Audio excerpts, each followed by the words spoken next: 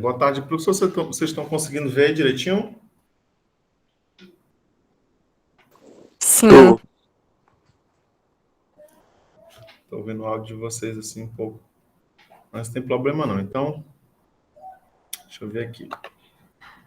Dá para ver tudo direitinho aí, né? Sim, Erivan, dá para ver. Tá certo. É porque eu estou tendo um probleminha aqui na parte de apresentação, mas a gente vai começar agora. Bom, vamos começar uma aula agora aí do Programa Institucional de Bolsa de Iniciação à Docência, né? Do IFP Campus Paulistana, do curso aí de licenciatura em Química. Ressaltando aí o nome do nosso professor Francisco Ivan da Silva e o meu, Erivan Silva Mello, acadêmico. A nossa aula aí é uma aula de reações inorgânicas referente aí ao pré-ENEM, disponibilizado aí para os alunos aí que vão fazer o Enem, né? Então, a gente vai reforçar essa aula de reações inorgânicas aí para vocês. A nossa aula de reações inorgânicas, nós vamos falar basicamente sobre as substâncias, as reações das substâncias inorgânicas, né? Que são as reações inorgânicas, elas são provenientes aí das substâncias inorgânicas aí. Vemos aí no nosso slide que as substâncias mais comuns aí das reações inorgânicas é os ácidos, né? Sais, bases, carbetos, hidretos, sulfetos, óxidos, peróxidos e superóxidos. Vemos aí que as suas classificações aí são com base aí no número de substâncias que reagem, no número de substâncias produzidas, né? Podem se classificar, vou passar aqui o nosso slide, essas reações inorgânicas, elas são classificadas de diversas formas, né? Mas as que são inorgânicas, geralmente são subdivididas segundo o número de substâncias formadas, no número de reagentes e a presença ou não de substâncias simples e compostas. Hoje, nós vamos trabalhar essas 4 reações inorgânicas, né? A reação de síntese ou adição, a de decomposição ou análise, a de simples troca ou deslocamento e a de dupla troca. Essas reações, elas são reações que servem como base para ter uma maior compreensão em relação a outras reações, né? Porque nós temos muitas outras reações inorgânicas e essas reações, elas vão fazer com que você tenha uma base para compreender muitas outras reações. Eu vou passar aqui nosso slide. Nós vamos ver agora a reação de síntese ou adição, né? Ela, dessas 4, nós vamos começar com essa, né? A reação de síntese ou adição. Ela acontece aí quando 2 ou mais reagentes formam um único produto, né? Nós vemos aí no gráfico A mais B reagindo e formando o produto AB, né? Então a gente vê aí uma única. Acontece quando nós vimos aí 2 substâncias reagindo e formando uma única só, né? Então nós vemos 2 coisas formando uma só. Ela também pode ser classificada aí como síntese total e síntese parcial. A síntese total é quando os reagentes eles são substâncias simples, né? Substâncias aí com um só elemento químico. E a síntese parcial são quando as substâncias elas têm nos reagentes substâncias compostas, né? A síntese parcial. Vamos aqui mais à frente no nosso slide para ter uma compreensãozinha maior, a gente vendo aí essa questão aí da síntese, né? Vamos ver uns exemplos, né? Nós vemos aí 2 reagentes reagindo e formando aí um único produto. Nós vemos aí o 3H2 mais 1NH2, né? Reagindo, né? Os reagentes reagindo e formando esse produto aí. O gás hidrogênio reage com o gás nitrogênio, originando aí amônia, segundo a equação. Nós vemos aí. No segundo exemplo, que nós vamos ver dessa síntese total, nós vemos aí o C mais O2 reagindo e formando os reagentes CO. C mais O2, né, os reagentes reagindo, logo depois da seta a gente vê o CO2, né, o carbono aí se une ao oxigênio para formar aí o óxido de carbono. Isso nós estamos dando aí um exemplo de síntese total, né, que vem proveniente aí dessas reações de substâncias simples, né, apenas átomos com um elemento químico, né, simples. Vamos passar aqui para a gente dar uma revisada na síntese parcial. Exemplos aí de uma síntese parcial. Já é diferente, né, da síntese total. Vocês podem observar que a síntese parcial, nós vemos aí substâncias com mais de um elemento químico. Nós vemos aí que é o exemplo aí do HCl, né? Mas o NH3 são reagentes com substâncias compostas reagindo e formando aí, a gente vê um só produto, né? O ácido clorídrico, né?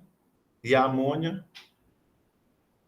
no reagente e o sal clorídrico de amônia no produto, né? A gente vê o ácido clorídrico e a amônia, né, no reagente. E no produto nós vemos aí o sal cloreto de amônio no produto. Então, são duas coisas aí formando, apesar de serem compostas, mas são duas substâncias, né? Reagindo aí no reagente, formando um único só produto.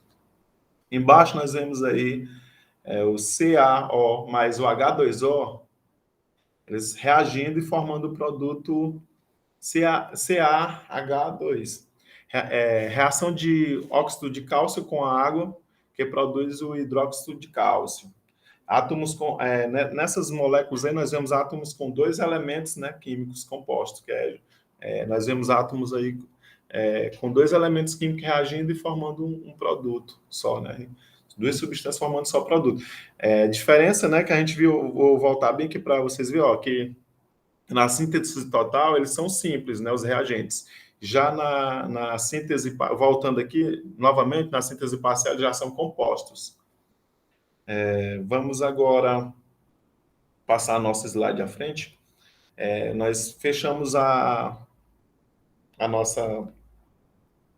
nossa reação de síntese ou adição e agora vamos para a segunda, né? Reação. Tem alguma dúvida, Yuri, em relação à reação de síntese ou adição?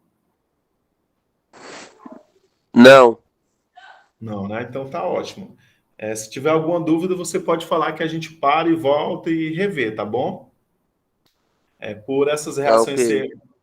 essas reações elas serem reações que vão servir como base para a gente entender as outras, a gente vai ver só essa característica. Eu quero que você foque bem nessa questão que a reação de síntese ou adição ela acontece quando dois ou mais reagentes formam um único produto, né? São duas coisas formando uma só. Agora nós vamos entrar agora na reação de decomposição ou análise, que ela é a segunda da nossa lista. Ela já é diferente, né? Ela acontece quando um único reagente forma dois produtos. O que acontece, né? De síntese ou adição, ela é ao contrário, né? Ela acontece quando um único reagente forma dois. Então já é uma única coisa formando duas, né? Nós vemos aí que são obtidos dois produtos, né? De um único reagente, né? Uma substância que após a reação acaba se transformando de duas. Nós vemos aí nos gráficos, né? Lá a gente vê nos reagentes aí, se você for observar bem, a gente vê uma única substância reagindo e lá na frente você vê o nomezinho produtos aí no gráfico, né? A gente vê duas substâncias.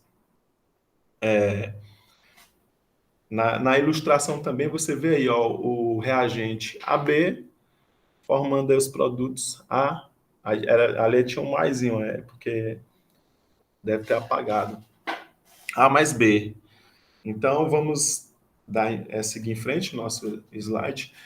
Essa reação de decomposição ou análise, ela tem muitas observações, né? Muitas subclassificações.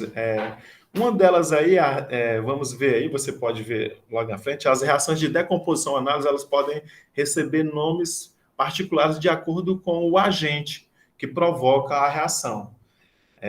Nessa reação de decomposição ou análise, a gente vai observar justamente essas subclassificações, né? Nós vemos a pirólise, né, que ela é uma decomposição pelo calor. Você pode ver aí que na reação, você vê um símbolozinho de delta, um triângulo, né? Esse símbolo aí, ele é justamente da decomposição de calor. Mas você vê que ela não perde aquela característica, né? Uma única substância, ela formando duas. Você vê que o reagente, ele é uma única substância, né? Lá na frente. É o CaCO, né? Reagindo e formando aí o CaO sólido mais o CO2 gasoso, né? O reagente sólido lá na frente, né? Ele reagiu com calor, né? Com a decomposição pelo calor, formou aí os produtos CaO sólido mais o CO2 gasoso.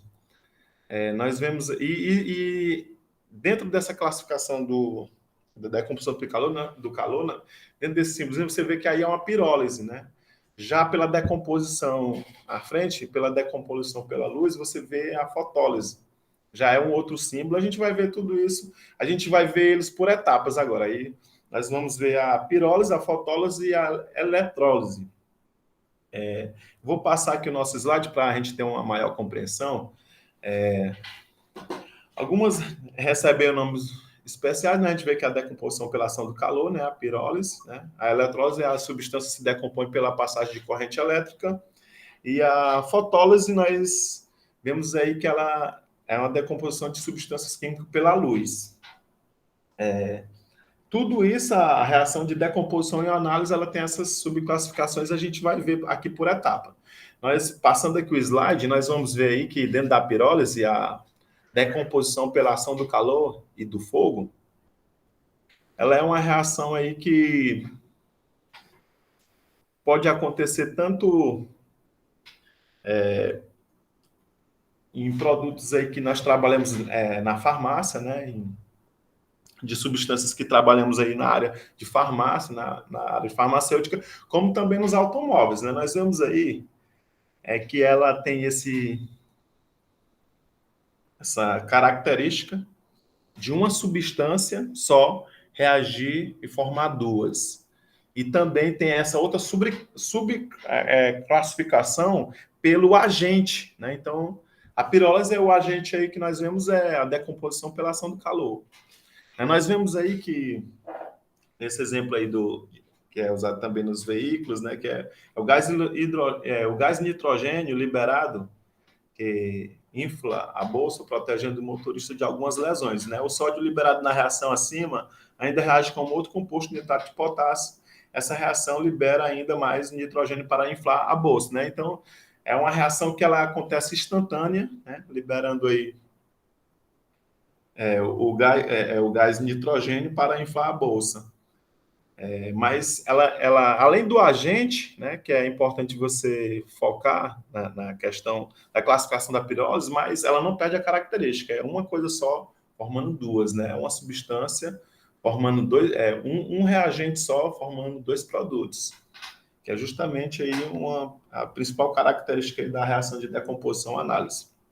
Vou passar mais à frente para a gente ver aquela outra subdivisão, subclassificação aí da reação de decomposição análise. A eletrólise, né? Ela é uma decomposição aí pela corrente elétrica. Nós vemos aí uma curiosidade, né? A substância ela se decompõe pela passagem de corrente elétrica, ela é usada aí para cromagem de metais. O que é que acontece? A eletrólise ela acontece aí mesmo não perde a característica principal, que é uma substância reagindo e formando dois produtos. Mas já ela é diferente da pirólise. A eletrólise ela se decompõe pela corrente elétrica, que tem aí, geralmente vem um nomezinho corrente elétrica ou então a letra I, ó. Não sei se você está vendo aí do lado,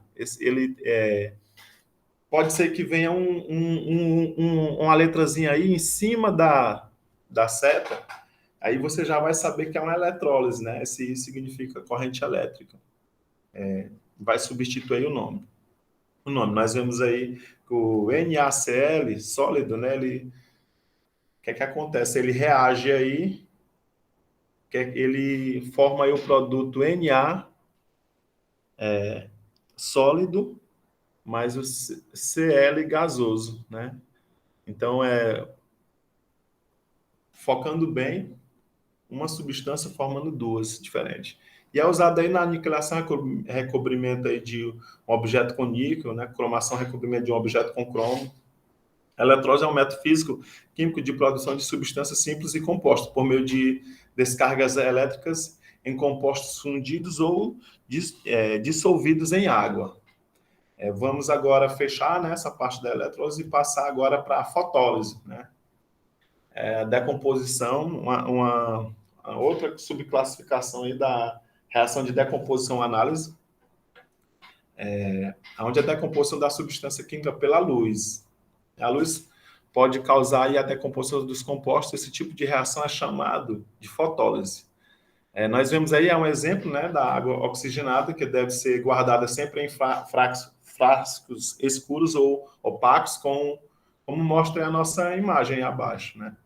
E impede aí a passagem de luz e a sua decomposição, produzida água e gás, oxigênio. A fotólise, vocês podem ver aí dentro da reação, né, 2H2O aquoso reagindo, né, com a luz e formando aí o 2H2O líquido mais O2 gasoso, né, liberando aí esse gás. Dentro do agente, nós vemos aí esse símbolo como se fosse um símbolozinho de um Y, né, de cabeça para baixo. Nós vemos também aí que ele pode ser, se não for esse símbolozinho do Y aqui, né, de cabeça para baixo, a gente pode ter também a letra HF, né? Se vocês não verem esse símbolozinho geralmente é sempre usado esse símbolo, mas quando não tiver, eles colocam aí, pode ser usado o HF. Então, vocês vão ver justamente na fotólise esses símbolos.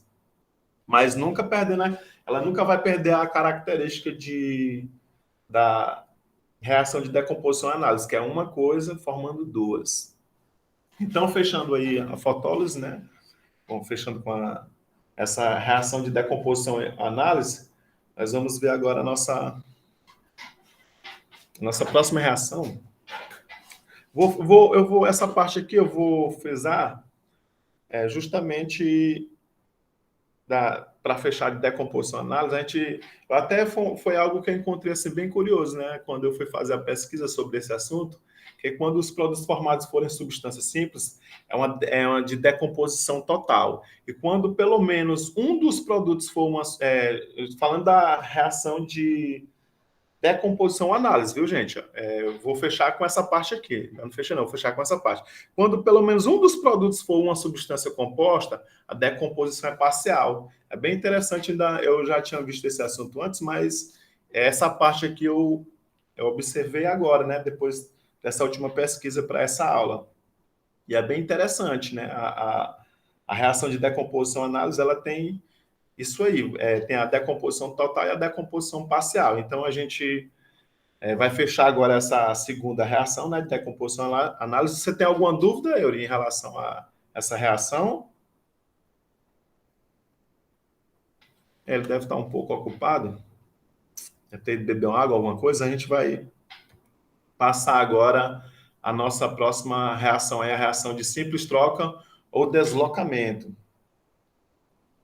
A reação de simples troca ou deslocamento, ela acontece quando uma substância simples reage com uma outra substância composta, originando uma composta e uma nova simples. Vocês verem aí que os reagentes, né? O reagente ele é uma substância simples, né? Que reage com uma substância composta. Ou pode ser ao contrário também, né? O que é que vai acontecer? Vocês vendo aí no gráfico, é como se o A, você vê aí o reagente A mais o reagente BC, eles vão reagir e vão formar o produto AC mais B. É como se o A empurrasse o B, né? É como se a substância A ela empurrasse a B formando uma nova, como diz aí o nosso conceito, né? Originando uma outra composta e uma nova simples, ou vice-versa. Eu vi em algumas reações que essa situação ela pode acontecer tanto uma substância simples, né, empurrar e formar uma composta, como ao contrário. Vou passar aqui para a gente compreender melhor essa situação e essa reação de simples troca ou deslocamento. Vamos observar aí que a substância simples era um cobre, né, o Cu, mas ele ligou-se a um íon nitrato NO3, formando aí uma nova substância composta, o nitrato de cobre 2. Você vê aí, né, que dentro dessa forma molecular aí, CuNO3, 2, e uma nova substância simples, a prata. Você vê que é como se ele empurrasse a prata, o Cu mais 2Ag, NO3, né? Eles reagiram aí, e é como se o Cu, ele se juntou com o NO3, ó, lá na frente no produto, e empurrou a prata lá para frente. Ele era uma substância simples, e ele reagiu, né, com a outra substância, formou uma substância composta, e mais a simples, né? A prata, ela foi lá para frente com uma substância simples. Essa relação aí é classificada em fisicoquímica como uma reação de oxirredução, pois há uma transferência de elétrons entre as substâncias envolvidas. No caso acima, a transferência dos elétrons ocorre da substância simples para a composta. Vamos seguir em frente. Isso acontece aí por conta, né, da questão da reatividade dos metais e ametais. Geralmente, essa questão da reatividade influencia muito na reação e acontece muito aí entre os metais e os ametais. Vemos aí, né, o F é sólido, mas o 6HCl é aquoso. Eles reagindo e formando a substância. Ele era uma substância simples, reagiu, formou uma substância composta, mais uma simples. Você viu aí que ele formou FeCl3 aquoso mais o 3H2 gasoso, né? Liberando gás aí. Vamos agora fechar essa reação de simples troca ou deslocamento, focando mesmo nessa questão, né? Que tem essas características de uma substância, é como se ela empurrasse a outra, né? Formando... uma coisa, são duas coisas que reagem e formam uma coisa composta e uma outra simples. Ou ao contrário, uma simples ou uma outra composta. Fechando aí a reação de simples troca ou deslocamento, vamos agora para a reação aí de dupla troca.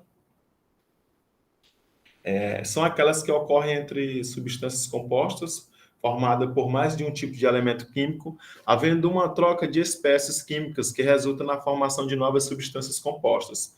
Vemos aí no gráfico que os reagentes AB mais CD eles reagiram e formaram AD mais BC, né? Para saber se uma determinada reação ocorre ou não ocorre.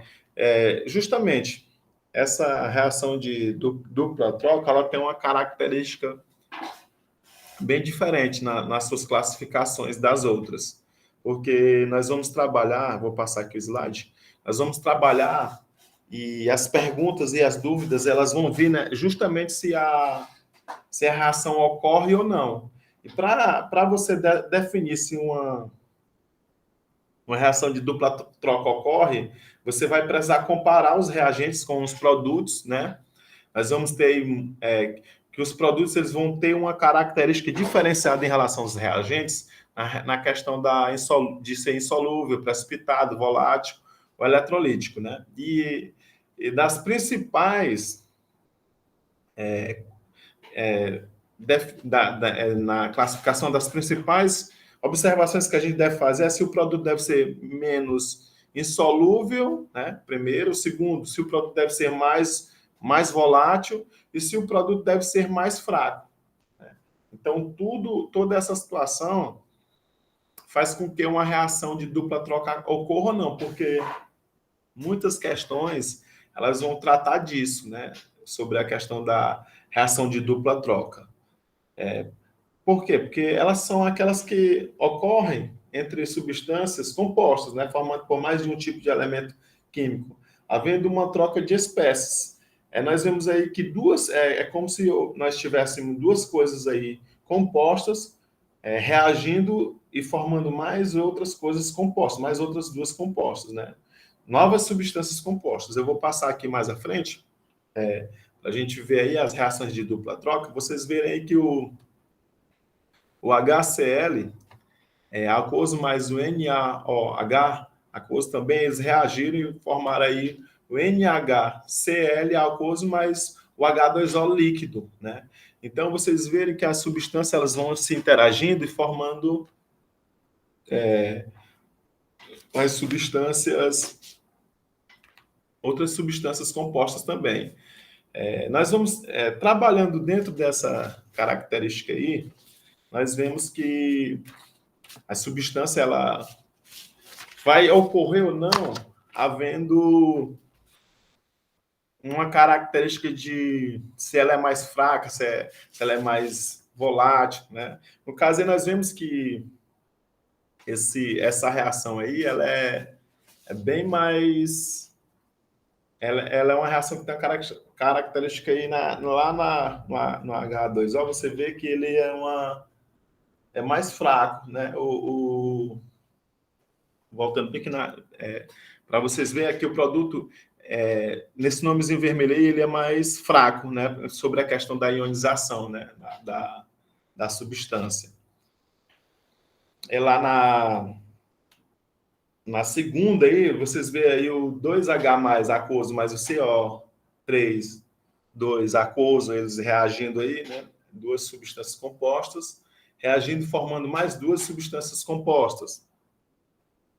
Você vê que essa característica, ela trabalha também, voltando lá para o slide, essa questão de ser insolúvel, volátil, né, eletrolítico.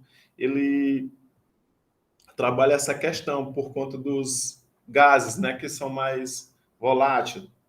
Você olha na substância à frente, o 2H mais aquoso, mais o CO3, 2 aquoso, ele tem essa característica, né? No exemplo 3, você vê a questão do precipitado lá no produto, você vê que são duas substâncias reagindo, formando mais duas novas, mas essa partezinha amarela aí você vê que é um precipitado sólido. A gente voltando lá no slide, você vê lá o precipitado, produto. Então, são características que, se você conseguir trabalhar e gravar elas, você vai ver facilmente, né? Então, é muito importante você trabalhar, voltar aqui o slide, trabalhar essas características dentro das reações, né? Então, essa é a nossa aula de reações inorgânicas, fechando aí essa última reação de dupla troca.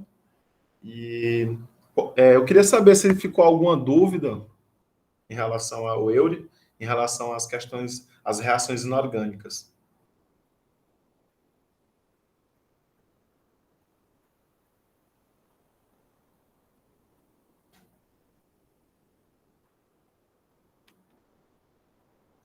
Então, vamos fechar aí nossa aula de reações inorgânicas. Espero que alguma dúvida que ficar dos alunos, pode entrar em contato aí com o nosso grupo, o professor pode passar para mim e a gente vai tirando todas as dúvidas em relação à aula de reações inorgânicas. Queria agradecer aí pela atenção, dizer que qualquer coisa estaremos aí à disposição para tirar a dúvida. Eu não sei, eu tenho agora, nós temos os exercícios de reações inorgânicas, mas na próxima aula a gente vai estar trabalhando justamente essas atividades sobre as reações inorgânicas, que servirem como base para a gente compreender muitas outras reações. Obrigado aí pela atenção. Vou fechar aqui a nossa apresentação. Boa tarde.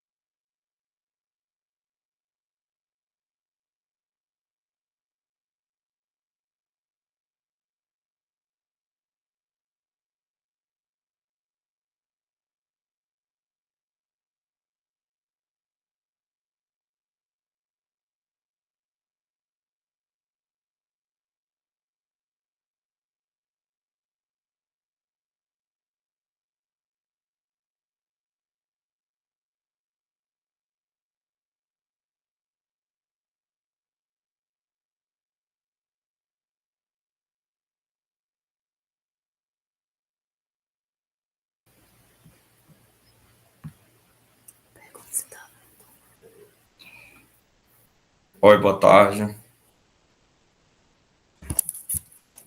Todos me ouvem bem aí? Sou Ivan, Reisiane.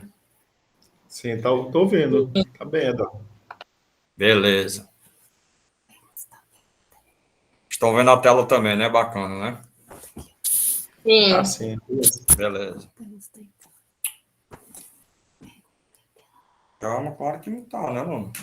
Bota.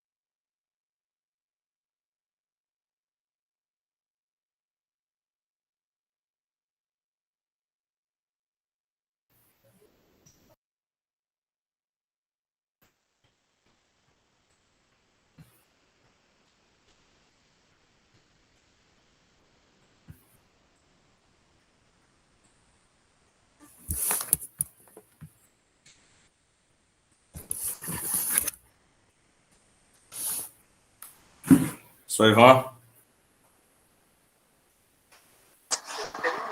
Estamos escutando e vendo também a tela. Pode continuar, né? Não tem mais ninguém mesmo.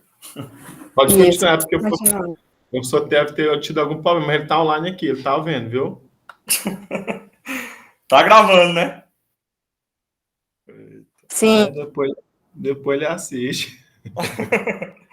Beleza, beleza.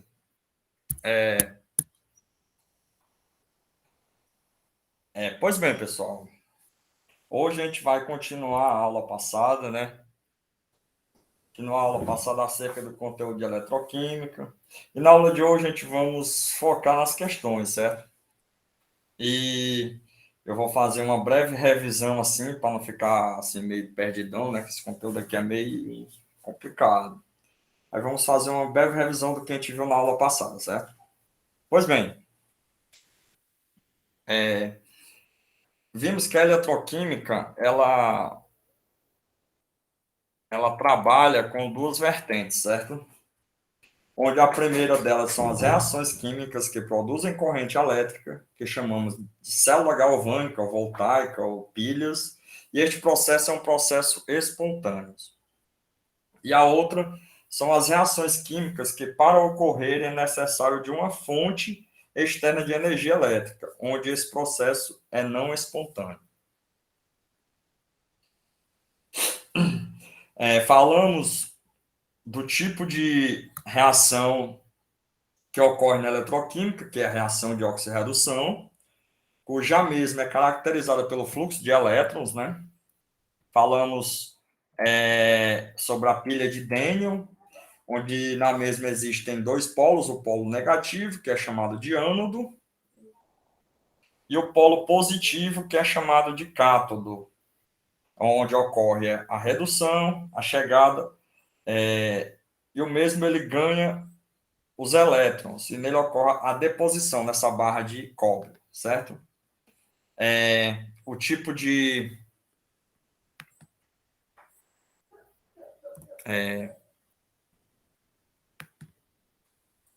Só um minuto.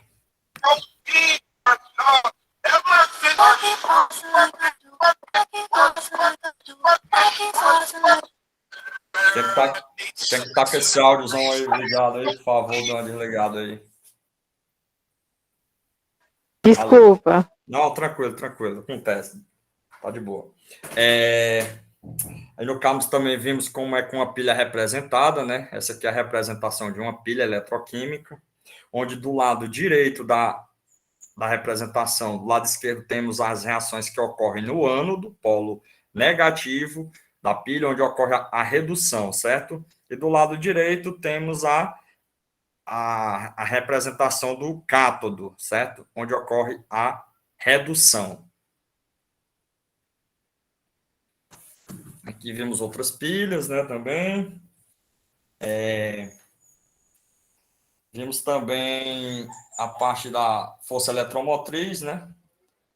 Os fatores, o potencial da célula, que é calculado pela energia da célula, que é igual à energia, potencial de redução do cátodo menos o potencial de redução do ânodo, certo? Onde, se o potencial da célula for maior que zero, essa reação é espontânea, o potencial menor que zero, essa reação é não espontânea. Aqui é a tabela de potenciais de redução, as aplicações. E beleza, vamos nos exercícios, né? Naquele dia a gente se deu meio que complicado aí para a gente fazer esses exercícios, por conta que estava contramão, né? Aí agora vai dar certo. Aí temos esse primeiro, né? Sobre pilha, certo? A primeira parte. Observando a pilha, abaixo responda. Aí temos a pilha de cobalto e o eletrodo de cobalto, que está aqui à esquerda, e à direita temos o ouro, eletrodo de ouro. Aí pergunta, quais as semi-reações? Como foi dito, né? As reações que ocorrem do lado esquerdo, negativo, onde ocorre a oxidação. E essa reação aqui, que ocorre a oxidação do cobalto, onde temos o cobalto metálico produzindo cobalto, ele perde 2 elétrons e oxida, certo? Seu NOx aqui é 0 e aqui passa a ser mais 2, portanto, teve o aumento do NOx. E aqui temos a reação de redução, certo? Que ocorre no cátodo, lado direito. O ouro 3+, ele ganha 3 elétrons e vira ouro metálico, ou seja, seu NOx aqui é mais 3 e aqui o NOx é 0, certo? Portanto, ele sofreu uma redução, ou seja, diminuição do NOx. Temos aí a segunda, a opção B, pergunta qual é a reação global? A reação global é esta aqui, onde temos aqui as 2 semi-reações aqui em cima, e aí, para ocorrer esse processo, a gente tem que igualar o número de elétrons, onde no cobalto temos 2 elétrons, e no ouro temos só 3 elétrons, então a gente tem que achar um divisor comum entre 2 e 3, no caso, é 6, que seria 3 de multiplicar a reação de cima por 3 e a de baixo por 2, totalizando 6 elétrons em cada semi-reação, onde a gente vai estar cortando esses elétrons e vai estar obtendo a nossa reação global, correto? Aí pergunta na letra C, quem sofre oxidação? Como eu disse, quem sofre oxidação é a parte de esquerda da pilha, e no caso é o cobalto, certo? Quem é que sofre redução? A redução ela ocorre no cátodo, parte direita da pilha, ou seja, o ouro 3+. Qual o eletrodo positivo ou cátodo? No caso, o eletrodo positivo é o ouro, certo? Qual o eletrodo negativo? É o cobalto. Qual o eletrodo será gasto? Se aqui vai ocorrer a oxidação, ou seja, ele vai ser consumido, o eletrodo de cobalto ele vai ser consumido, consequentemente será gasto, né? Cobalto. Qual dos eletrodos terá sua massa aumentada? Será o eletrodo de ouro. Por quê? Porque o ânion ele vai migrar para a barra de ouro, para o eletrodo de ouro, fazendo com que se depositando na barra e aumentando a sua massa. Beleza? Aí a questão 2 diz o seguinte, podemos dizer que na célula eletroquímica, que está aqui representada, essa célula aqui, essa pilha de magnésio e ferro, o magnésio ele sofreu a redução. Podemos ver que quem sofre a redução é o cátodo, e o cátodo nessa pilha é o ferro, está do lado direito da pilha, certo? Então, essa opção aqui está errada, é não. Quem sofre a redução é o ferro, beleza? O ferro é o ânodo? Não, o ânodo é o magnésio, pois o ânodo é onde ocorre a oxidação, lado esquerdo. Os elétrons fluem pelo circuito externo do magnésio para o ferro? Sim. Ou seja, como o magnésio ele vai oxidar, ele vai ceder elétrons para o ferro, que vai reduzir, certo? Essa opção aqui é sim, a letra C. A dissolução do eletrodo de ferro? Não. O que vai ser dissolvido é o eletrodo de magnésio, que ele vai ser dissolvido e vai migrar para a solução, certo? A concentração da solução de magnésio 2+, diminui com o tempo? Não, ela vai aumentar. O magnésio 2+, como ele vai sofrer o processo de corrosão, ele vai migrar para a solução de magnésio, certo? Aí vai aumentar, não diminuir. Aí temos essa terceira questão que diz o seguinte: conhecendo as seguintes reações e seus potenciais padrão,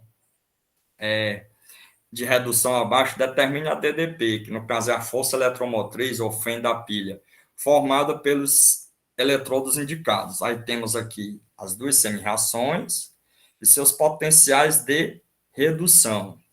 Como vimos, o potencial de redução, a DDP, é calculado da seguinte forma: o potencial da célula é igual ao potencial padrão de redução menos o potencial padrão o potencial de redução do cátodo menos o potencial de redução do ânodo, certo? Aí eu fiz a resoluçãozinha aqui do lado, né? Ó, potencial da célula é medido pelo potencial de redução do cátodo menos o potencial de redução do ânodo.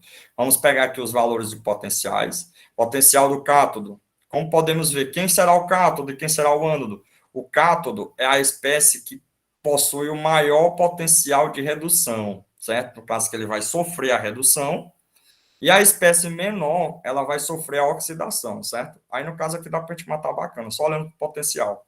No caso, quem vai ter o maior potencial vai ser o cátodo, é a prata. E quem vai sofrer a oxidação é o estânio, correto? Aí temos mais 0,80, menos da fórmula, com menos o potencial de redução do estânio, dá igual a 0,94. Portanto, volts. Portanto, porque a DDP também é medida em volts. Portanto, a letra D, certo? Aí temos essa questãozinha aqui do Enem, que diz o seguinte, até eu esqueci de colocar aí o ano do Enem. Em 1938, o arqueólogo alemão, o nome do cara aí é meio sinistro, diretor do Museu Nacional do Iraque, encontrou um objeto estranho na coleção da instituição, que poderia ter sido usado como uma pilha. Quando fala em pilha, aí você já mata. O processo é espontâneo, é célula galvânica, certo? Similar às utilizadas em nossos dias. A suposta pilha datada de cerca de 200 anos antes de Cristo, é constituída por um pequeno vaso de barro, argila, no qual foram instalados um tubo de cobre, uma barra de ferro, aparentemente corroída por ácido, e uma tampa de bertume, asfalto, conforme ilustrado. Considere os potenciais padrão de redução. Ele deu potencial padrão de redução do ferro, do hidrogênio e do cobre. Aí ele faz o seguinte, aí aqui a representação da suposta pilha, onde temos aqui um eletrodo da barra de ferro, né? Um tubo de cobre aqui, fazendo revestimento dessa barra de ferro, temos o vaso de barra aqui na parte mais externa, temos o vestígio de ácido e temos a tampa de bertume aqui, certo? Aí é o que ele pergunta. Nessa suposta pilha, qual dos componentes atuaria como cátodo? Ou seja, ele quer saber qual dessas opções aqui atuaria como o cátodo, certo? Desses elementos que ele deu aqui. Essa é uma questão da essa é uma questão da prova de, agora que eu lembrei, de 2018. Sobre pilha, a mesma traz o esquema aqui da pilha, né? Como eu disse, onde podemos perceber na figura. Essa questão, ela deu a informação mais relevante que ela nos deu aqui foi esses potenciais de redução. Como eu tinha falado para vocês, pelo potencial de redução de certa espécie, a gente pode perceber quem é que é o cátodo e quem que é o ânodo, certo? Ou seja, quem vai sofrer oxidação e quem vai sofrer a redução, pelos potenciais de redução. Quanto maior for o potencial, maior é a tendência da espécie em reduzir. Quanto menor o potencial, maior a tendência da espécie em oxidar. Correto? A resposta é o seguinte: para resolver essa questão, a primeira coisa que a gente tem que fazer é fazer as duas semi-reações aqui, né? Que ele deu aqui, ele deu os potenciais padrão, que eu ilustrei eles aqui. Aí a gente faz as semi-reações aqui. Do ferro primeiro, onde o ferro 2+, ele está ganhando 2 elétrons, se tornando ferro metálico, certo? O potencial dele é de menos 0,44 volts. O hidrogênio, né, tem 2+, ganhando 2 elétrons e formando o gás hidrogênio, hidrogênio molecular. E o cobre 2+, mais 2 elétrons, ele está produzindo o cobre metálico. Aí vamos aqui para os potenciais de redução, né, que foi os que ele deu aqui. Aí aqui temos o potencial do hidrogênio, a gente releva porque é zero, né? Em relação a essas duas espécies aqui. Pelo potencial dá para a gente saber quem é que está oxidando e quem está reduzindo, né? Portanto, quem vai sofrer a redução é o cobre. Por quê? Porque ele apresenta um potencial maior que o oxigênio e que o ferro. Portanto, ele tende a reduzir, certo? Já o ferro, como ele tem potencial menor, de redução menor que o cobre, ele vai ceder esses elétrons, ele vai sofrer a oxidação, ele vai ser o ânodo, certo? E essa suposta pilha vai ser a seguinte: cobre 2+, mais ferro metálico, formando ferro 2+, mais cobre metálico. Ou seja, o cobre aqui, ó, só para você ver como ele reduziu. Ele tinha NOx mais 2, certo? Nos reagentes. No produto, ele ficou com NOx 0, portanto, ocorreu a diminuição do NOx. Ele ganhou elétrons, portanto, diminuiu o seu NOx. Já o ferro, ele era ferro metálico aqui nos reagentes, e no produto foi ferro 2+. Seu NOx foi de 0 para 2+, portanto, ele sofreu uma oxidação. Portanto, de todos esses componentes aqui, o componente que atuaria como cátodo nessa suposta pilha, né, porque ele, de acordo com os potenciais de redução, seria o tubo de cobre, a letra D, beleza? E, pessoal, quem tiver alguma dúvida referente à questão, ao conteúdo em si, pode se manifestar aí no decorrer da aula. Não tem problema, a gente para bacana, certo? Aí vamos aqui para essa outra questão. Para realizar, do Enem 2019, para realizar o desentupimento de tubulações, só um novo, de esgotos residenciais, é utilizada uma mistura sólida comercial que contém hidróxido de sódio, NaOH, e outra espécie química pulverizada. Quando é adicionada água a essa mistura, ocorre uma reação que libera, essa é uma informação importante, libera gás hidrogênio. Esse é um dos produtos, o gás hidrogênio. E a energia na forma de calor, aumentando a eficiência do processo de desentupimento. Considere os potenciais padrão de redução da água e das outras espécies em meio básico, expresso no quadro. Aí ele deu aqui todas essas semi-reações e seus respectivos potenciais de redução, beleza? Aí pergunta, potenciais padrão de redução. Qual é a outra espécie que está presente na composição da mistura sólida comercial para aumentar sua eficiência? Aí ele deu aqui as seguintes espécies, certo?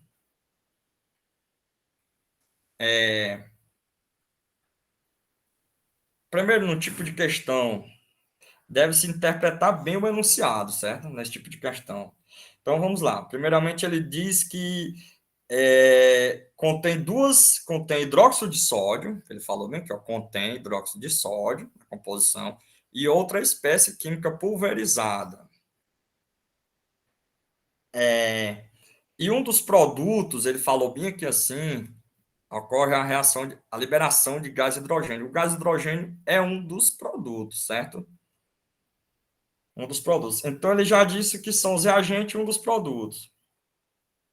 Um dos reagentes são o hidróxido de sódio mais água, e o produto é o gás hidrogênio. E podemos obter isso aqui nessa primeira reação, certo? Nenhuma dessas outras aqui, ó, você vai ter gás hidrogênio no produto, somente essa. Então, essa aqui é a reação de oxidação, ou de redução, certo?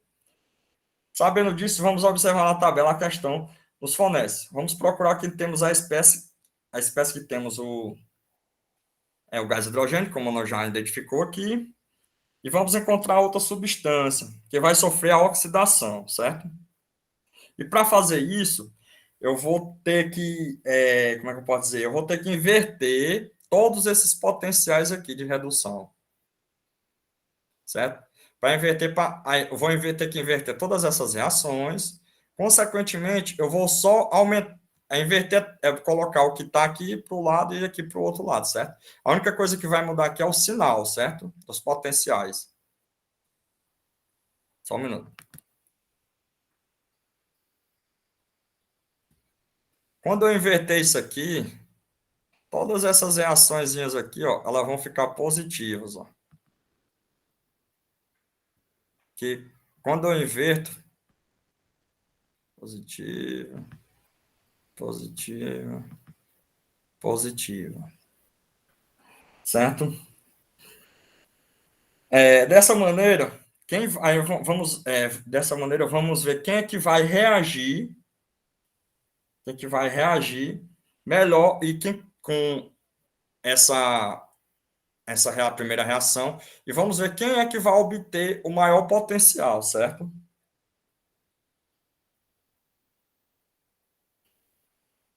Então, a primeira reação vai ser essa aqui, né? Temos um potencial de menos 0,83. Vamos pegar ela com essa aqui do cobalto. Se eu pegar mais 0,83 menos 0,83, vai dar um número negativo, certo? Vai dar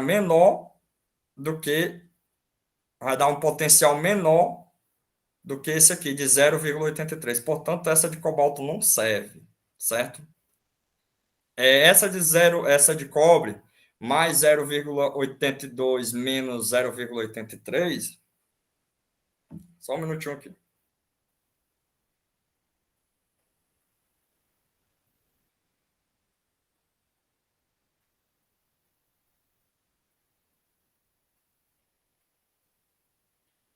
Vai dar negativo, vai dar 0,61. Também não serve, entendeu?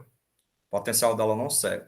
Se eu pegar essa aqui do chumbo, EB, mais 0,58 menos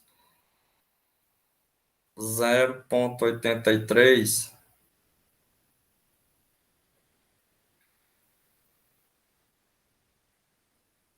também não vai servir. Já o alumínio aqui, ó, se você pegar mais 2,83 com menos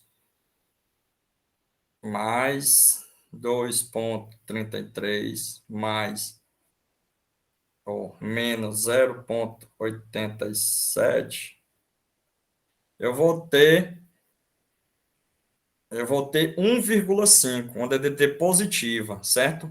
Já se eu pegar o ferro, também vai dar 0,5 positivo, mas só que para me ter um aumento eficiente, aumentar em sua eficiência, tem que ser um aumento grande, certo? Então, quanto maior a DDP, maior será essa eficiência, correto?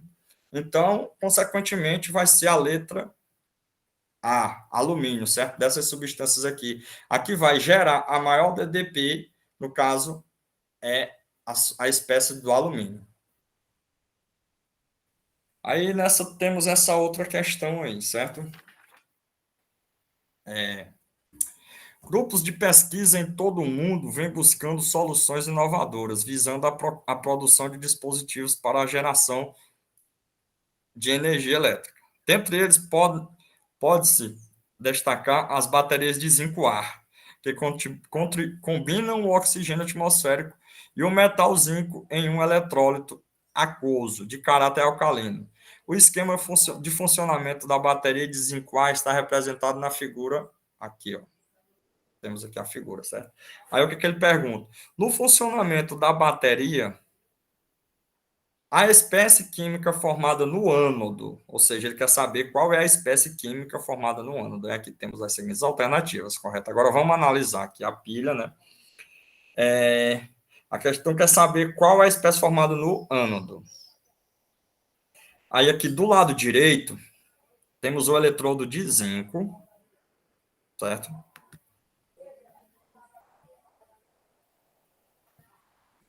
Aqui temos o eletrodo de zinco. Não, só um minuto. Aqui temos o eletrodo de zinco. E do lado esquerdo, temos o oxigênio aqui, certo? O oxigênio, ele está virando OH-, ou seja, ele está sofrendo... o oxigênio, o que acontece aqui? O oxigênio... Só um minuto. O oxigênio, ele está formando OH-, ou seja, o seu NOx aqui é 0, e o seu NOx aqui nos produtos está sendo de mais 1, então ele está reduzindo, ou seja, está acontecendo um aumento do NOx, certo? Já o zinco 0, aqui nós temos o zinco metálico, que é aqui nessa barra de... E se ele está reduzindo, reparem bem, ouçam bem, tudo é interligação. Se ele está reduzindo, onde é que ocorre a redução? É no cátodo. Então, esse polo aqui é o polo positivo dessa pilha, ou seja, que é o cátodo, certo? E nesse outro lado aqui temos o zinco, que seria o polo negativo, que é o ânodo. Aí, bem, por aqui a gente já mata a questão. Aí vamos só ter certeza, bem que o zinco está com NOx 0 e aqui ele está com NOx, vamos só calcular aqui, ó. O NOx aqui do OH- é 1, mas só que temos 4 OH-, então 4 vezes 1 é 4. E o NOx de substâncias e o NOx dessa substância toda é igual a menos 2. Para igualarmos isso aqui e termos menos 2 como NOx, como aqui a gente tem menos 4, aqui o NOx do zinco vai ser quanto? Mais 2. Mais 2 menos 4 é igual a menos 2, certo? E aqui o NOx dele é 0 e aqui o NOx dele é mais 2. Portanto, ele está tendo um aumento no NOx, certo? Então, a alternativa que responde essa opção aqui, qual a outra a espécie química formada no ânodo é o zinco OH4 aquoso. A cauda, aqui temos outra questão. A cauda bordaleza é uma alternativa empregada no combate a doenças que afetam folhas de plantas. Sua produção consiste na mistura de uma solução aquosa de sulfato de cobre 2+, aí, com óxido de cálcio, e sua aplicação só deve ser realizada se estiver levemente básica. A avaliação rudimentar da basicidade dessa solução é realizada pela adição de 3 gotas de uma faca de ferro, certo? Após 3 minutos, caso surja uma mancha vermelha no local de aplicação, afirma-se que a cauda bordaleza ainda não está com a basicidade necessária. O quadro aqui apresenta os valores de potencial padrão de redução para algumas semi-reações de redução, certo? A equação química que representa a reação de formação da mancha vermelha é... Aí aqui ele não deu o quadro com as potenciais de redução. E para a gente resolver essa questão, a gente precisaria fazer primeiramente o seguinte. Primeiro passo, a gente vai procurar os metais envolvidos no problema e suas respectivas semi-reações, e os metais que ele deu aqui, né, que ele disse aqui no enunciado, que é uma faca de ferro, um ferro sólido, certo? E os cobre do sulfato de cobre, beleza? Esses são os dois metais que estão envolvidos nessa reação. Certo? Aí aqui são as duas semi-reações, certo? Onde o ferro 3+, ganha 2 elétrons e se transforma no ferro metálico. O potencial de redução do ferro é menos 0,04 volts. E o cobre 2+, ganha 2 elétrons, formando cobre metálico. Potencial de redução do cobre, mais 0,34. Segundo passo é ver quem vai oxidar e quem vai reduzir. Como o ferro ele apresenta o menor potencial de redução, ele vai oxidar, certo? E o cobre, como ele apresenta o maior potencial, ele vai reduzir, certo? Aí o terceiro passo, para a gente encontrar essa equação, é balancear o número de elétrons de cada semi-reação e calcular sua reação global e sua DDP, certo? Portanto, como no caso aqui, aí nós pega essas duas semi-reações aqui, seus potenciais, investe aqui, mas só que vocês têm que ver que para a gente balancear o número de elétrons, aqui a gente está com 3 e aqui a gente está com 2. O múltiplo comum desses dois é 6, então para dar 6 em ambas as reações, a gente vai multiplicar de cima por 2 e a de baixo por 3, certo? Só que vocês reparem bem, aqui é o potencial aqui é a reação de redução do ferro. E o ferro aqui ele vai sofrer oxidação. Portanto, nós vamos fazer a reação dele de oxidação da maneira certinha, certo? Onde dois ferros metálicos produz 2 ferros mais, perdendo 3 elétrons, que no caso calculou por 2 aqui, ficou 6, certo? Onde aqui nós temos um átomo de cobre vezes 3, dá 3 cobre, 2 mais 6 elétrons, 3 vezes 2 elétrons, 6, formando uma molécula que, no caso, vamos formar 3 cobre metálico, certo? Aí aqui a gente corta o número de elétrons de cada uma das semi-reações, que deu 6. Aí a reação global dessa pilha é essa aqui, ferro metálico, mais 3 cobre 2 produzindo ferro, o ânion de ferro 3 2 ânions de ferro 3 mais 3 cobre metálico. E sua DDP é mais 0,38 volts. E a alternativa que vai trazer essa reação global aqui para a gente é a letra E, certo? Onde nós temos aqui a ordem dos fatores não altera o produto. Temos 3 ferro, 3 cobre 2 aqui, por coincidência não está subscrito, erros técnicos, aquoso, sua forma aquosa, mais 2 ferro metálico, certo? Aqui, sólido, produzindo 3 cobres metálico, cobre sólido, mais 2 ferros, 2 íons de ferro 3+, aquoso, beleza? Agora, pessoal, a gente vai falar da segunda vertente da eletroquímica, certo? Ali foram questões sobre pilha. Agora vamos falar da outra parte eletroquímica que cai bastante no Enem, que é a eletrólise, certo? A partir de células eletrolíticas. Esse é um processo não espontâneo, que são reações químicas ocorrendo por meio de uma fonte externa de energia, certo? A eletrólise é um fenômeno de decomposição de uma substância pela ação de uma corrente elétrica. Ocorre com solução onde existem íons ou substâncias iônicas fundidas. Aí aqui, diferente da pilha, na eletrólise, acontecem em uma só célula, entendeu? Na pilha é 2 cubas, certo? 2 células. Aqui na eletrólise é em uma só célula. Aí temos aqui, ela vai ser totalmente contrária da pilha. Aqui no polo positivo, nós vamos ter, na pilha, nós temos a redução, certo? Aqui também vai ser a redução. Só que aqui o nome na pilha é chamado de cátodo. Aqui na eletrólise vai ser chamado de ânion, certo? E o polo negativo da pilha, da eletrólise, vai ser chamado de cátodo, enquanto lá na pilha era ânodo, certo? Mas o fluxo de elétron é do cátodo, ou do ânion aqui, do ânodo, polo negativo, é a mesma coisa. O fluxo de elétron continua sendo o mesmo. No ânodo vai ocorrer a oxidação e no cátodo a redução, certo? Só muda, aqui vão os ânions, aqui vão os cátions, certo?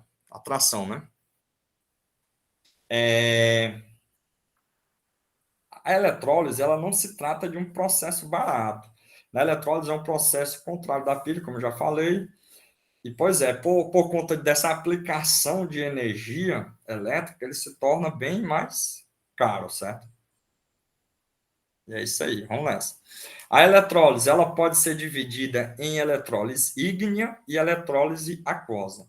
Na eletrólise ígnea, ocorre com a substância iônica na fase líquida, fundida. Já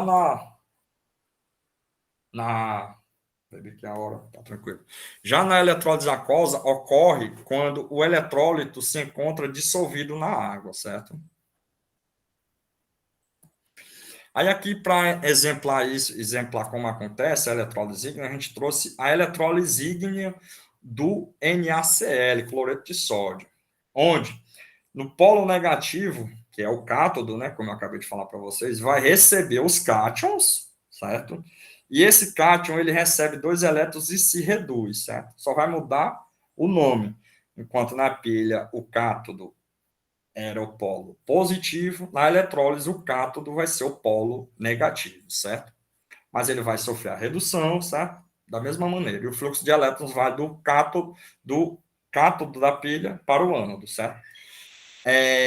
Enquanto no polo positivo, que é o ânodo, o ânion vai sofrer oxidação, perdendo 2 elétrons. Logo, nessa eletrólise, a produção de sódio metálico, certo? De sódio metálico e de cloreto, de desprendimento de gás cloro no polo positivo, certo? Desprendimento de gás cloro, a produção, e sódio metálico, beleza? A eletrólise aquosa, ela já é diferente da ígnea. Ela ocorre vai ter a presença de 2 cátions, na ígnea só vai ter um cátion e um ânion. Na eletrólise aquosa vai ter 2 cátions e 2 ânions, certo?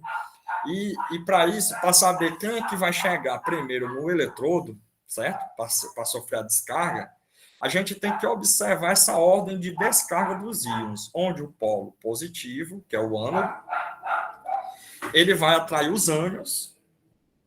Aliás, essa ordem de chegada vai estar da seguinte maneira. Ânions não oxigenados, ou seja, que não estão na presença de oxigênio, eles têm privilégio de chegar antes da hidroxila, e a hidroxila tem privilégio de chegar antes dos demais ânions, e de todos os demais ânions e fluoreto, certo? Já o polo negativo, o cátodo, quem tem preferência de chegar primeiro no eletrodo são os demais cátions, que por sua vez tem maior preferência do que o H+, da água, né? E o H+, tem maior tendência do que a família 1A, 2A e o alumínio 3+, certo? E aqui vamos representar a eletrólise aquosa do NaCl, certo? Onde temos aqui um gerador, né? Alimentando essa célula, o polo positivo, que é o ânodo, polo negativo, o cátodo, e vamos ter essa briga aqui, ó. Tá vendo que a gente tem Na+, e H+, certo? Pela ordem de privilégio, eles vão ter que migrar para o cátodo, para o polo negativo, pois eles são positivos, cátions. Cátions vai migrar para o polo negativo. Já os ânions vão migrar para o polo positivo. E quem é que vai ter preferência? É o cloro ou a hidroxila? Quem é que vai ter preferência? É o ânion, é o Na+, o H+. Como a gente viu aqui, né? O H+, ele tem prioridade, ele tem maior prioridade do que a família 1A e 2A. E o sódio está onde? Então, justamente, ele vai ter a prioridade de chegar aqui primeiro do que o sódio, o Na+, certo? Então, ele vai participar da reação, ele que vai reduzir, e aqui, quem é que tem preferência? É o cloro ou a hidroxila? como a gente viu aqui, ó. Ânions não oxigenados têm maior preferência do que a hidroxila. Como o cloro ele não é oxigenado, ele vai chegar aqui primeiro do que o OH-. Portanto, nós vamos ter quando o cloro ele chegar aqui no ânodo, ele se oxida e produz gás cloro, certo? Ele produz gás cloro. E que se desprende. Com relação ao cátodo aqui, ó, quando o H+ chegar aqui, ele vai se oxidar, certo? Ele vai se reduzir, resultando em liberação de gás, ou seja, ele vai ganhar 2 elétrons e vai produzir gás hidrogênio, ou seja, hidrogênio molecular, certo? E essa solução aqui, essa solução final, ela vai apresentar caráter básico devido à formação do NaCl, ou NaOH, que é conhecido como solda cáustica, beleza? E falando em eletroquímica, é importante se destacar as leis de Faraday, cujo mesmo fez uma preposição quantitativa de relacionar a quantidade de eletricidade com a quantidade de matéria produzida no cátodo ou ânodo, certo? E a primeira lei de Faraday diz o seguinte: a massa M de uma substância formada ou transformada numa eletrólise é diretamente proporcional à carga que atravessa, certo? E onde esse M é igual a constante de Faraday, que mais na frente a gente vai ver, que equivale a 96.500 coulombs, certo? E essa aqui é a carga total, certo? Onde esse Q ele pode ser a corrente, que pode ser em amperes, vezes o tempo, que pode ser em segundos. Então, essa equação também pode ser da seguinte forma: massa é igual a constante de Faraday vezes a corrente elétrica aplicada, vezes o tempo gasto, certo? E a segunda lei diz o seguinte: a massa de uma substância formada ou transformada numa eletrólise é diretamente proporcional ou ao equivalente grama, certo? E faltou uma bolinha aqui embaixo, mas está tranquilo. Dessa substância, onde a massa é igual a constante vezes o equivalente grama. Associando as duas leis, a primeira e a segunda, a massa é igual a constante vezes o equivalente grama vezes a carga, ou, como o K equivale a I vezes T, kit, podemos dizer que essa massa é igual a constante vezes a equivalente grama vezes a corrente vezes o tempo, onde a constante de Faraday equivale a 96.500 coulomb, logo M é igual a equivalente grama vezes I vezes T, dividido pela constante, beleza? E agora vamos para as questões relacionadas à eletrólise, beleza? E a primeira diz o seguinte, só um minuto. A eletrólise é muito empregada na indústria com o objetivo de reaproveitar partes dos metais sucateados. O cobre, por exemplo, é um dos metais com maior rendimento no processo de eletrólise, com uma recuperação de aproximadamente 99,9%. Por ser um metal de alto valor comercial e de múltiplas aplicações, sua recuperação torna-se viável economicamente. Suponho que um processo de recuperação de cobre puro tenha se eletrolizado uma solução de sulfato de cobre 2+, durante 3 horas, empregando-se uma corrente de intensidade igual a 10 amperes, certo? Esse A aqui não era para estar sobrescrito, não. Desculpa. É ampere só a unidade. 1 amperes equivale a coulomb por segundo, é a mesma coisa. A massa de cobre puro recuperada é de aproximadamente. Aí ele nos deu os dados aqui, que é a constante de Faraday e a massa molar do cobre. Aí para respondermos essa alternativa, vamos ter que fazer uns 5 passozinhos, certo? E aqui estão. O primeiro deles é calcular o tempo, certo? Onde a quantidade de horas que ele deu foi de 3 horas, se eu não me engano. Onde foi que eu vi aqui? Bem aqui, ó, 3 horas. 3 horas. 1 hora equivale a 60 minutos. E 1 minuto equivale a 60 segundos. Você corta a unidade com unidade e faz essa seguinte multiplicação e vai obter 10.800 segundos, certo? O segundo passo é calcular a carga, o kit, certo? Onde ele deu a intensidade aqui, que é de 10 amperes, e o tempo aqui, nós já achamos, né? Que é 10.800 segundos. Como o amperes ele pode ser coulomb por segundo, a gente põe aqui para matar as unidades e ficar só 108.000 coulombs, certo? Essa aqui é a carga necessária, certo? O terceiro passo é calcular o número de mols de elétrons que utilizamos para produzir o cobre metálico, onde o número de mols de elétron é igual a K sobre a constante de Faraday. E a carga que a gente achou aqui no segundo passo, que foi de 108.000 coulombs, e a constante de Faraday, como a gente viu lá anteriormente no slide, é 96.500 coulombs por mol de elétrons. Aí aqui a gente corta unidade com unidade, sobrou só mol de elétrons, e aí vai ser 1,2 mol de elétrons. O quarto passo é calcular a quantidade de mol de cobre, certo? Aqui nós já temos a quantidade de número de mol de elétrons, que foi esse aqui que a gente obteve aqui. Aí 1 mol de cobre que ele deu lá, mas a gente vai precisar de 2 mol de cobre, totalizando 0,6 mol de cobre.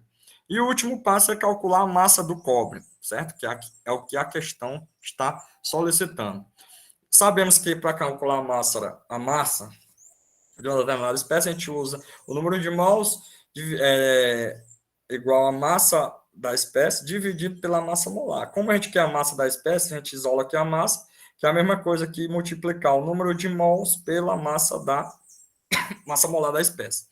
E vamos obter a massa da espécie, como nós achou o número de mols aqui, de cobre, vezes a massa molar da espécie, dividido por 1 mol de cobre, que é o que a gente está utilizando e que a questão nos forneceu. E com isso vamos obter a massa de 35,6 gramas de cobre, a opção D. É isso aí, galera. Uma questãozinha bem complexa, mas se a gente observar direitinho, dá para desenrolar. Agora vamos fazer essa outra questão aqui do Enem 2019.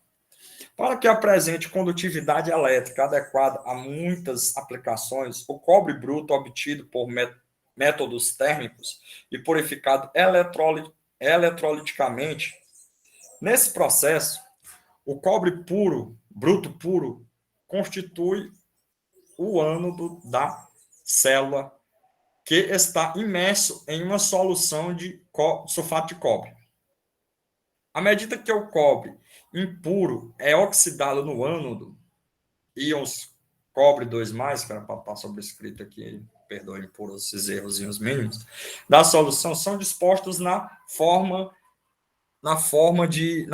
pura do cátodo. Quanto às impurezas metálicas, ou seja, vai ter impureza, certo?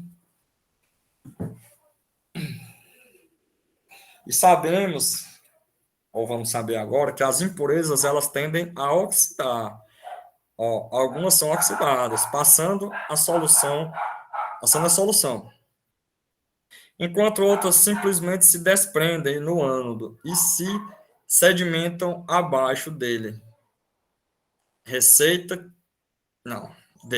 As impurezas sedimentares são posteriormente processadas e sua comercialização gera alguns receita que ajuda a descobrir os custos do processo. A série eletroquímica a seguir lista o cobre e alguns metais presentes como impurezas no cobre bruto, de acordo com suas forças redutoras relativas.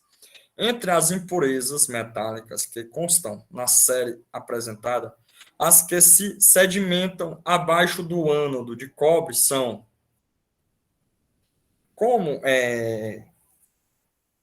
Aí temos aqui do lado o gráfico, né, da força redutora, ou seja, o quanto uma determinada espécie ela reduz. Nesse caso, o zinco, ele tem a maior força redutora, certo? Nesse gráfico. A força redutora ela aumenta de baixo para de cima para baixo, certo? Ou seja, o zinco ele ganharia elétron de todas essas outras espécies aqui, enquanto o ouro perderia para todas essas espécies que estão abaixo dele aqui, ó, certo? Porque ele tem um menor potencial de redução, como diz aí a força redutora de redução. Portanto, aí pergunta, entre as impurezas metálicas que constam as que sedimentam abaixo do ânodo de cobre, cobre está aqui, certo? Se o cobre está aqui, ele tem potencial de redução maior que todas essas espécies aqui, correto? A prata, a platina e o ouro. Portanto, todas essas aqui iriam se sedimentar abaixo no ânodo, certo? Ou seja, todas essas espécies aqui, elas iam oxidar diante do cobre, correto? Então, a alternativa que tem essas opções aqui é a letra B, bem aqui, ó. Vocês têm aqui o ouro, a platina, PT, e a prata, AG. Belezinha? Pois bem, vamos para a próxima questão. De número. Não tem número aí, mas vamos nessa. Enfim.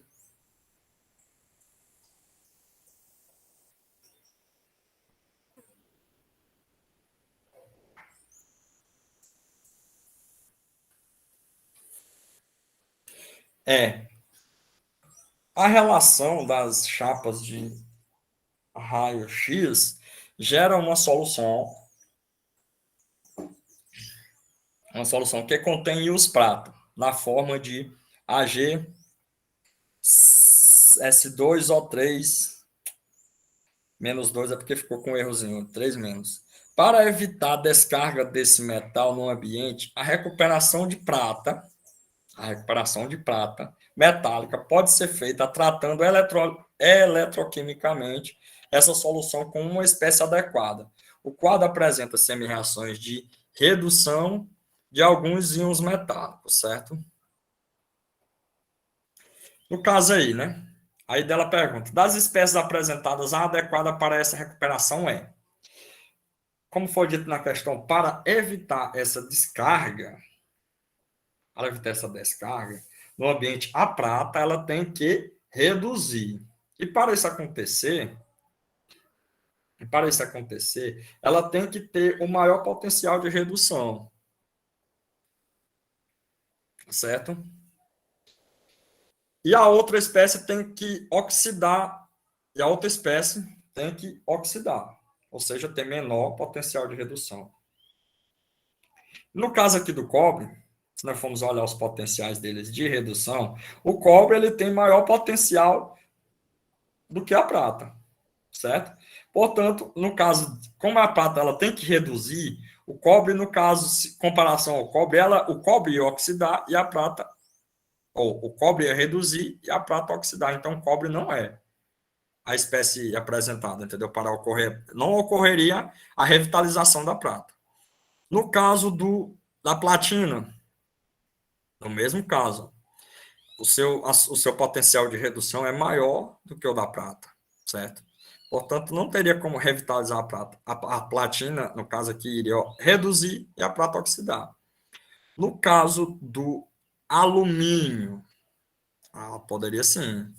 Poderia ser o alumínio, porque ele apresenta um potencial de redução menor do que a prata, certo? No caso, a prata iria reduzir e o alumínio oxidar. No entanto, como o alumínio aqui está porque aqui novamente ficou desconfigurado o slide, o alumínio 3+, aqui, aqui é o íon alumínio, é o íon de alumínio, certo? É o ânion de alumínio.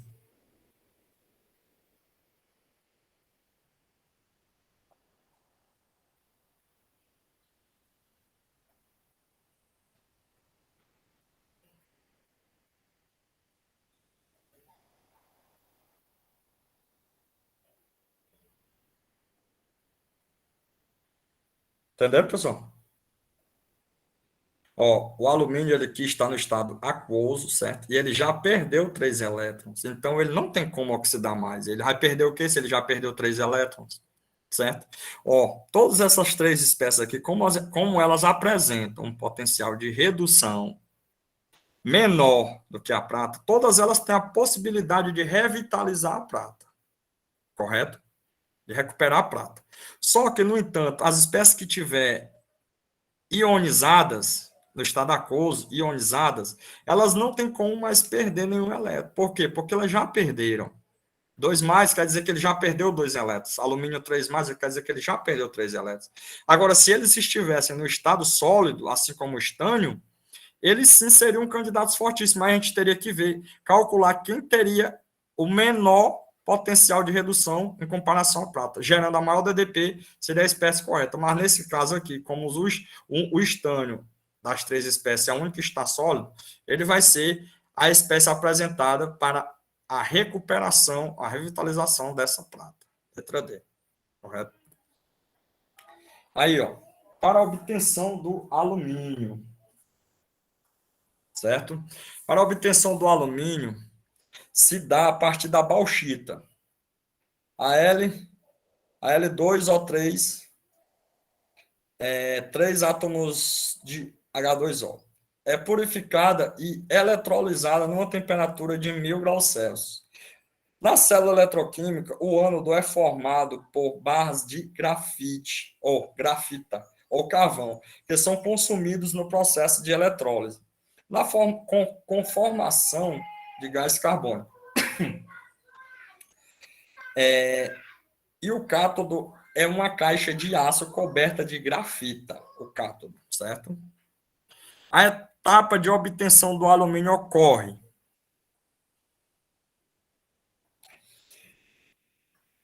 sempre que falar sobre a obtenção de um metal a partir da eletrólise, você vai pegar o íon daquele metal, no caso aqui da bauxita, o íon do alumínio,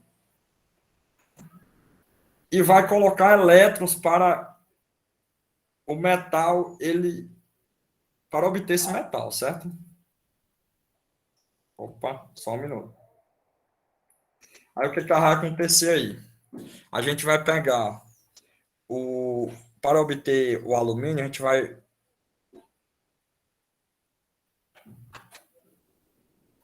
o alumínio ele vai ter que reduzir, ele vai ter que ganhar elétrons. Deixa eu ver aqui se eu consigo bem aqui mostrar para vocês rapidão.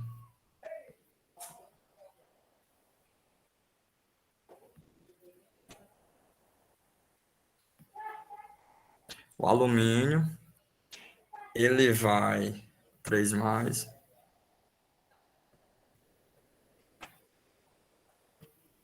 ele vai ganhar 3 elétrons,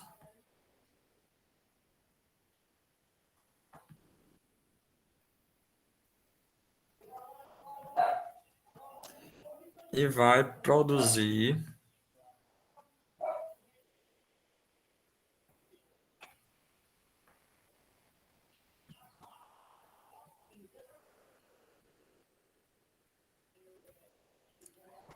o alumínio metálico, certo? Logo, para obter, você pode ver que aqui, ó, o NOx dele era 3+, e aqui ele foi para NOx 0. Ocorreu o que aí? Uma redução, certo? Diminuição do NOx. Uma redução, diminuição do NOx. Logo, o alumínio vai ser obtido. E, como vocês sabem, né, que a redução ela é obtida no cátodo, no polo positivo, certo? Se eu obtive a redução no cátodo, e a pergunta fala, a etapa de obtenção do alumínio ocorre aonde? No cátodo. Aqui, no caso, para a formação desse alumínio, né, através da bauxita, para ocorrer isso, ele ocorreu a redução do alumínio, certo? Do alumínio 3+, ganhando 3 elétrons e formando um alumínio metálico. Logo de cara, a gente já descarta aqui essa opção bem aqui, ó. A letra A a gente descarta. E a letra D, porque está falando de ânodo aqui para começar, certo? E a etapa de obtenção do alumínio não ocorre no ânodo. Vamos analisar aqui. Letra B, cátodo, com redução do carvão na caixa de aço? Não.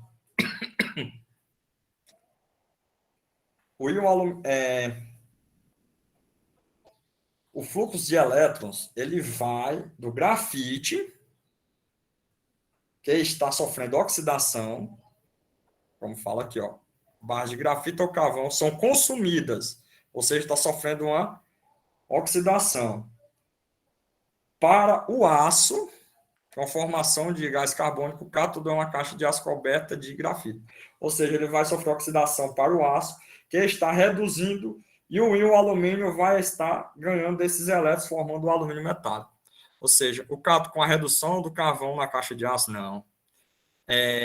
Cátodo com oxidação do alumínio na caixa de aço, não. Oxidação da caixa de aço, que está na grafita. Letra D, cátodo com fluxo de elétrons das barras de grafita, que no caso aconteceu aqui, ó, o ânodo é formado por barras de grafita, ou seja, a oxidação vai acontecer nas barras de grafita, no caso vai acontecer o fluxo de elétrons, que o fluxo de elétrons sai do ânodo para o cátodo, e aí o cátodo seria essa caixa de aço, coberta de grafita, certo? Então, a letra E. Mais uma questãozinha aqui, a gente já está quase encerrando mesmo. A eletrólise é um processo não espontâneo, de grande importância para a indústria química. Uma de suas aplicações é a obtenção do gás cloro e do hidróxido de sódio, a partir de uma solução aquosa de cloreto de sódio. Nesse procedimento utiliza-se uma célula eletroquímica, como ilustrado. No processo eletrolítico ilustrado, o produto secundário, ele quer saber o que é obtido aqui, ó, nesse produto secundário. Certo? O produto secundário obtido é o... Aqui a gente pode dizer que isso aqui é o que acontece, não, é a eletrólise aquosa do NaCl, certo? É a eletrólise aquosa do NaCl. Podemos observar que o polo negativo aqui da célula está recebendo os elétrons, daqui, ó, setazinho indicando que ele está recebendo os elétrons. Portanto, o mesmo estará reduzindo, certo? Reduzindo, que é o cátodo, né? Não a eletrólise. Já no outro lado, está acontecendo, está cedendo os elétrons aqui, ó. Portanto, esse lado aqui está sofrendo a oxidação e é o ânodo. E a questão se trata da eletrólise aquosa do NaCl, cloreto de sódio.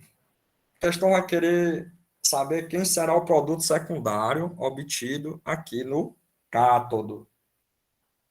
Logo, esta solução aquosa alcalina vai ser essa solução bem aqui assim, ó.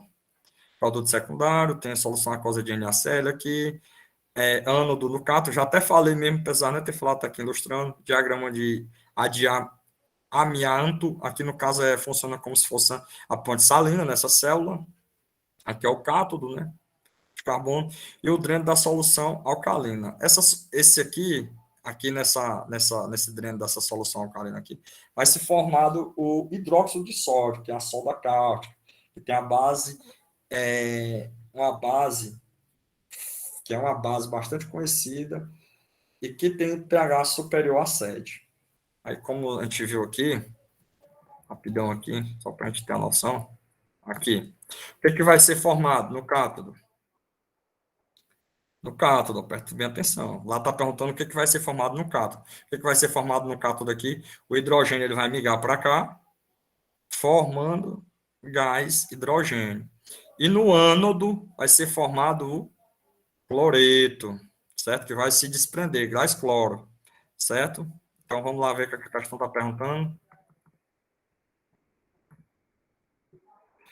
O que vai ser no processo? O produto secundário obtido no cátodo a gente viu, o que vai ser obtido lá é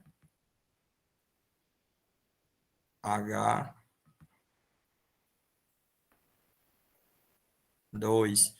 A alternativa D, hidrogênio molecular ou gás hidrogênio, tanto faz. Aqui, deu até alternativa. É quase a mesma questão, só muda alguns detalhes. A eletrólise é uma técnica largamente utilizada na indústria química para a obtenção de materiais de alto interesse econômico, como a solda cáustica, no caso que a gente obteve lá como produto lá, solução alcalina, a solda cáustica, que é o NaOH, hidróxido de sódio. A obtenção dessa base forte, uma corrente elétrica atravessa a cuba eletrolítica que contém a solução aquosa de cloreto de sódio, produzindo o cátodo e o ânodo, respectivamente.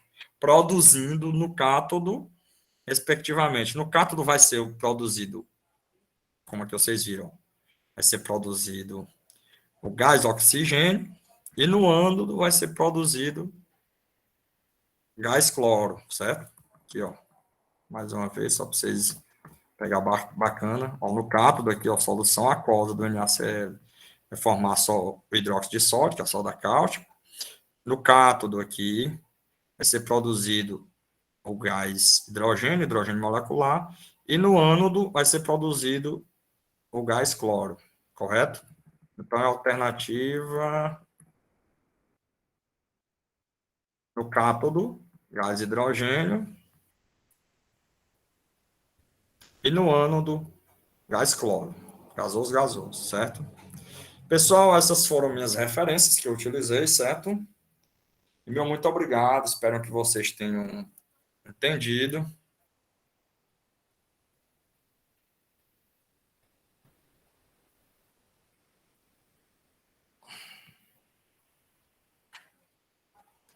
E nossa aula se encerra por aqui, correto? Qualquer dúvida aí, vocês podem perguntar. Cadê o Ivan que apareceu, meu irmão? Não, eu acho que ele esqueceu. Não tá dizendo um negócio desse não, cara. Mas vocês que bom que pegaram, né? A aula aí bacana, não teve ninguém, mas nós se ajudou pelo menos. Nossa parte nós já fizemos, né, não? Isso. Agora eu tô preocupada com essa gravação. A gente sai, Ah, será que pois... ela fica salva? Não, não, não. Pois espera bem que eu vou já ligar aqui para ele já dar um jeito de salvar essa gravação aí. Só um minuto, vamos ficar aí.